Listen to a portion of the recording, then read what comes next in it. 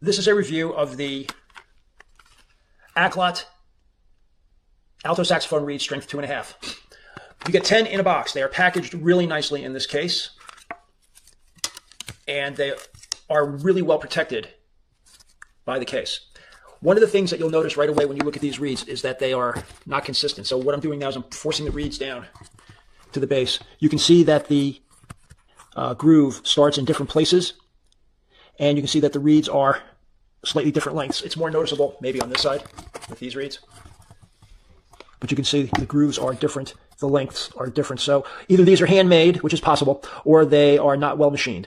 But really the question is, how well do they play? So just as a point of comparison, here are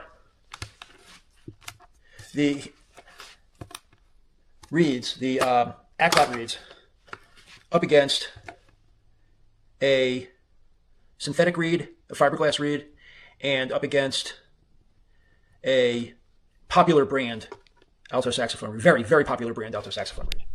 So if you take a look, you can see here the AKLOTs. You can see that they are longer. Whoops, you can see that they are longer on the edges, but so is the synthetic reed. But if we take the synthetic reed and move we'll do the AKLOTs also, move the grooves so that they're roughly in the same places,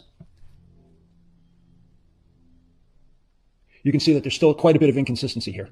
You can see the AKLOT matches up with the popular brand reeds and the synthetic reed, but you can see right away that there's some major variances here and here. So this is not a smooth and even cut. This one's evenly cut. This one is very unevenly cut. This one will probably play well. These two, not so well. But what we're going to do is we're going to go ahead and try these reeds with, in comparison to the popular brand and the synthetic, just so you can get a feel. Be right back.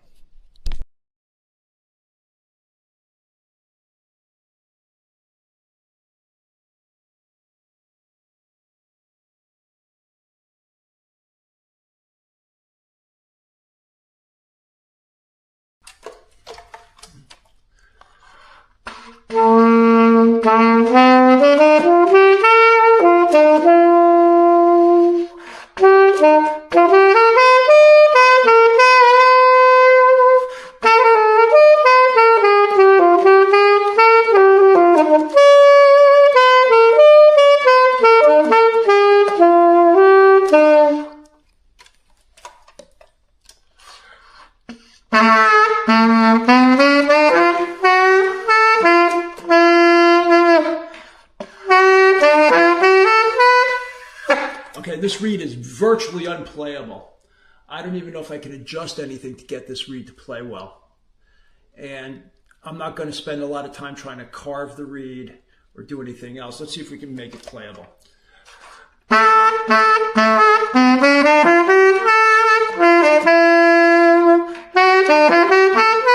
Now, this reed is not playable.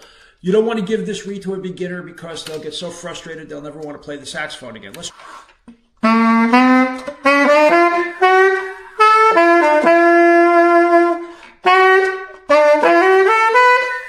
Okay, also not playable. Let's see if we can do anything to get this reed to play.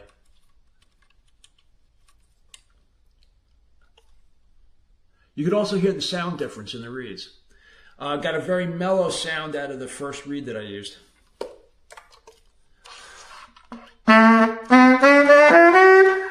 Nope, just not playable. One more, just because I want to be very fair about this review.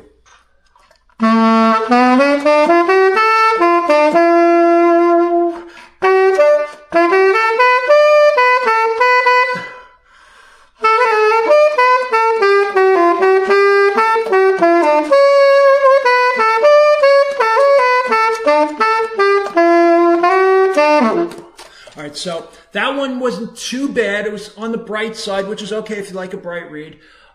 Still not that easy to play, but certainly better than the last two. So you're going to see a lot of variance in the box when you get these. You can also hear the brightness of the tone. Just for a comparison, I'm going to pop in a fiberglass reed, so you can hear what a bright reed sounds like. I should use a white one so I can see better, but we'll try this. No, that's not on right. No, let's try it.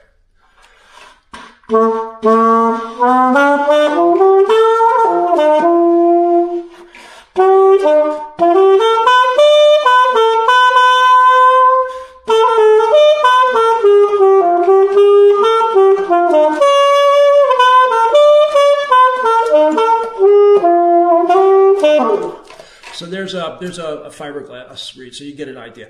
Anyway, I would say that the Alcott reeds at best are inconsistent. If you can get a good one out of the bunch, you're doing pretty well. Out of 3 that I pulled out at random, one of them is good. The other 2 are completely unplayable. So I would say that if you get a box of 10 and you can get maybe 2 or 3 playable reeds out of the box, you're at a decent value for the reeds. I would argue that you might be better off just sticking with a more popular brand reed than these.